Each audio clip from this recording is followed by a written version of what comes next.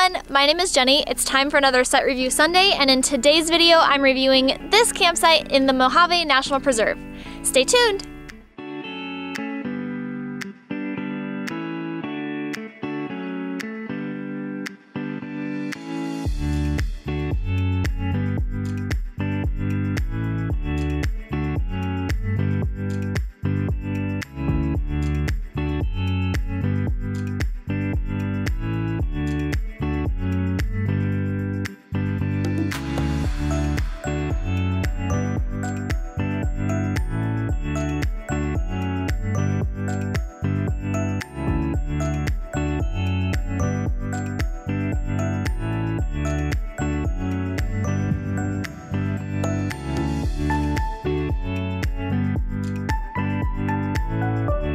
To get to this campsite from I-15 traveling east, you're going to want to take exit 246 in Baker, California, and turn south onto Kelbaker Road. You're going to want to continue for 48 miles, and then this camping road is hard to spot on the right. If you want to get here from I-15 traveling from the Vegas area, you're going to want to take exit 286, then turn east onto Nipton Road for 3.4 miles, then right onto Avapa Road for 3.2 miles, then right onto Morningstar Mine Road for 34 miles, then left onto Kelbaker Road for 14 miles to this camping road. If you want to try and get here from I-40, you're going to want to take exit 78 and then turn north onto Kelbaker Road and continue for 8.3 miles to this camping road. No matter how you get to this camping road, you're going to want to make sure that you use Google satellite maps when you do finally arrive, because Google does not see this camping road as an actual road, so it's going to end whatever navigation you're using out on Kelbaker Road, and then you're going to have to use Google Satellite View to see where you have to turn and come back into these camping spots. All of the roads leading to this camping road are actually paved, and they seem to be relatively well maintained. Kelbaker Road, the one that you have to turn onto this camping road from, you have to be super careful on. While we were pulling our trailer, we noticed that the road actually travels with the washes, so every time a wash dips down, so does the road, and then it dips back up very quickly. So if you follow the speed limit and you're towing a big trailer behind you, or you're traveling in a big Class A, it actually may be quite jarring for you, so you may want to take your time on that road. Now, as for this camping road in particular, it is actually incredibly narrow. It is a one lane only. There's no way you can pull over if somebody else is coming. Luckily, there are only a few campsites on this road, so it's not really something you should really have to worry about. One thing that we noticed when pulling in is that as we were traveling down this dirt road, all of the bushes and all of the cholla were scraping along the side of our RV. Now, this isn't something that bothers us. We have traveled down tons of national forest roads and desert roads that scrape on our truck and on our trailer, so this isn't something we care about in particular. But if you have a newer Class A, or if you have really nice painted siding of some sort on your rig that you don't want damaged, I don't recommend camping here. There is another area you can camp in. It is actually a campground. It's called Hole in the Wall Campground here in the Mojave National Preserve, and I would recommend that for anybody that doesn't want to boondock in an area like this that has really narrow roads. Now, for those of you that don't mind narrow roads and might not mind any Arizona pinstriping, as it's known, on your rig or your vehicle, then if you come down this road, be really careful, because it is still not the flattest road. There's a little parts of it that are washed out, not too bad until after you get past the campsite we chose to stay in.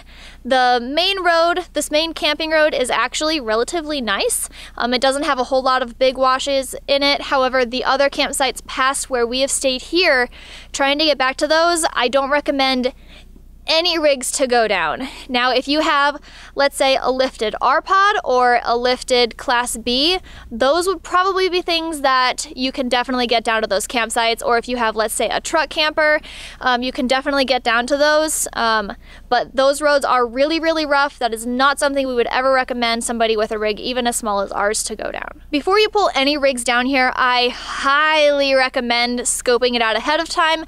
There is a very small open flat area right before you come down this dirt road that you can drop a rig at to come scope it out. There is a no camping sign there, so don't camp there. That's a big no-no here. So if you're going to drop something there just to scope out, I might leave like a little sticky note on your door or something saying just scoping out a campsite, I'll be right back, just in case the Park Service comes over just to check on you and see maybe why you're camping there when there are no camping signs. So just be aware of that. I do highly recommend scoping out ahead of time. We made a mistake of coming here when it was dark, and that is not something I recommend in the slightest. There are some other free camping dispersed areas around here that you could pick instead. If you want to check those out, I would recommend going to my blog post. I will link that in the description below, and I have an interactive map there, and I will pin a couple of the other free camping areas that I think maybe some larger rigs can get into. As for levelness of this campsite and the other campsites that we've driven to off of this road, they're all relatively level, or at least easy enough to get level in that it's not something you really have to worry about. If you're wanting to share this campsite with somebody else though, just know that the only other level spot is kind of jammed back here between the rocks. Otherwise, the only level spot is where our rig is. There is a way that you can drive on the other side of the fire ring, but it's not level in the slightest. So if levelness is something that is important to you, then I would recommend parking right there. As you may be able to tell by how I am dressed, it is not warm here. On the Mojave National Preserve's website, they say that the best time of year to enjoy this area is October through May. Now, we're here in late November and it is not warm. The high today is only 47 and the lows have dipped below freezing the past few nights. We've even seen snow while we're here, so if you're looking for a warmer place to stay, I might look somewhere else. We did make the mistake of looking at towns surrounding the Mojave National Preserve to look at what their forecasts were like, and they were quite a bit warmer than here, but we did that not realizing that the Mojave National Preserve's elevation is actually about 4,000 feet right here. Personally, we believe that the best times of year to visit here are probably closer to October and early November, and April and May. Late November through early April is probably relatively cold here because it is at a higher elevation. It is considered the high desert. They do get snow here. So if you're wanting a warm experience and to get away from the snow, getting here in the middle of winter is not something I recommend. You're allowed to camp here in the Mojave National Preserve for free for 14 days in dispersed campsites like this. Now, most dispersed campsites that you're allowed to camp in have a fire grate that was placed here by the National Park Service. And there are just a couple of the campsites down and around the corner that were more difficult for us to get to, but we did go check those out, and those only have fire rings.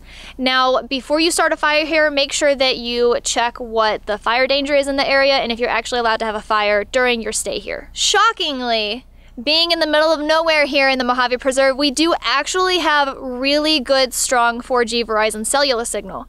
Unboosted, we have 2 bars of 4G, and with our booster turned on, we have between 3 and 4 bars of 4G. If you were to visit here while it was raining or during a rainy season, be aware that the road, this camping road, which is not paved, is actually very sandy. Now, right now, it is very hard packed, so it's not something we have to worry about unless we were to get a heavy rainfall and try and drive down the road. But the campsites themselves are actually quite a bit different than the road.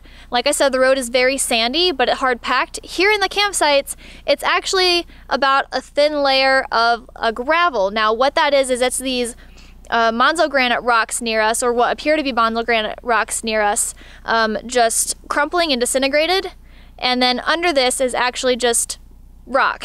So the campsites are actually very nice and hard packed and not super sandy. Now, this area is the middle of nowhere. The nearest town is over 80 miles away, and by nearest town, I don't mean a little tiny town that has just a couple houses here and maybe a tiny gas station that might have some food for you. I mean a town that actually has a grocery store for you to go grocery shopping at or get other needs like propane at. The nearest town is over 80 miles away. However, there is a dump station close by. The Hole in the Wall campground does have fresh water and a dump station for you to use. Of the 7 campsites here, 5 of them are just like ours.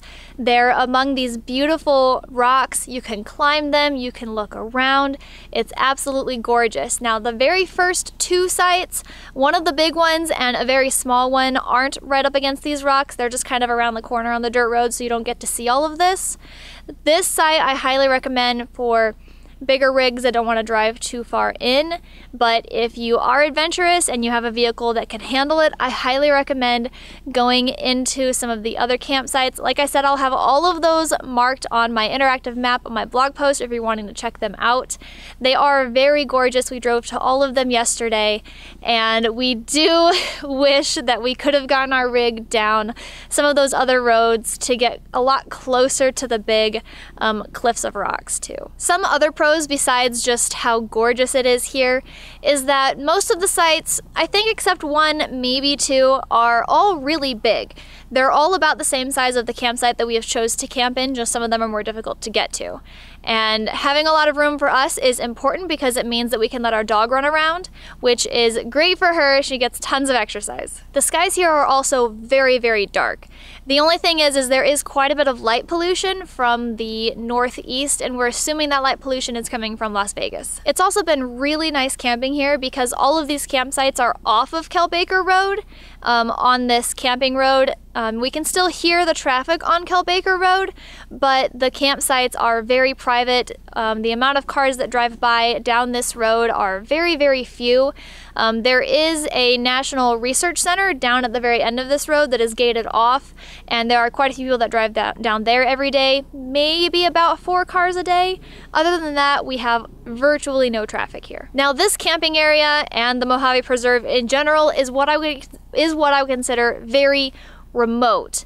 I wouldn't necessarily consider it super secluded. Now, the campsites themselves, yes, are secluded, but Kelbaker Road and the Mojave Desert itself here actually has quite a bit of traffic on it. Now, there is no fuel here in the Mojave, so you can only get fuel before you come in and then after you get out, but surprisingly, there is a lot of traffic, and even from our campsite here off of this road, we can hear the traffic on Kelbaker, and it is nearly constant. It's not something that's super loud though and annoying, unlike if it were an interstate that was right there. Another con, and this is a big thing that you really have to pay attention to, is that there are teddy bear cholla and regular cholla and other cacti here everywhere. Now, if you don't know this about teddy bear cholla, they have segments that fall off and just drop on the ground, and then the wind blows them around. So even if you're not walking next to a cholla or near a cholla, there is a chance that you could step on some of their segments just open in your campsite, and Sweetie has stepped on one already, and we have gotten one stuck in David's shoe as well. So these are the type of cacti where once it sticks in you, they have backwards barbs, so it's stuck and it is very painful to pull back out. So that's something you're really going to want to be wary of, especially if you have a dog. Now, it may just be that we were here during a chillier time of year for the Mojave, but while we were here, we actually experienced our first ever sandstorm. We had a cold front blowing in and the wind was very, very high that day. Sustained winds of over 30 mile an hour with gusts of over 70 mile an hour. And for about 6 hours during the day, there was just sand in the air. It was blowing into the RV if we opened a window. When we stood outside, the wind was so strong it would blow dust right into our eyes and into our mouths, and it was really gross. It was very strange. It's the first ever sandstorm we've ever stayed in. It was interesting to witness, and I don't want to do it again. While we were here, whenever the wind picks up, now it may just be, again, because we've had some cold fronts blowing through. When the wind picks up, it is very, very strong. So the winds here do get very high. And then again, while we were here, it did snow, but that is our fault for coming to some place that has elevation of 4,000 feet in a colder time of the season. While visiting here, there are a ton of things for you to do. There are a ton of back roads that you can go off-roading on, and also there are quite a few hikes and some interesting things to see. For example, there are giant sand dunes here, and those are super interesting. It was the first time we've ever seen sand dunes. Highly recommend it. Now, before I go, as always, anything I've missed in my video will be included in my blog post. You can find that link in the description below.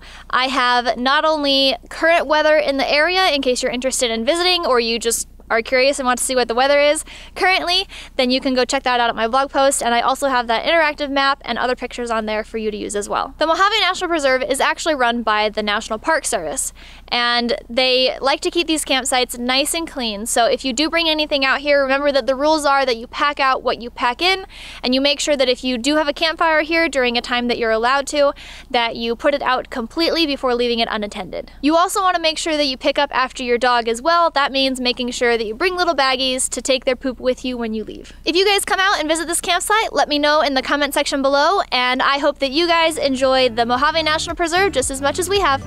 I'll catch you guys next time. Bye!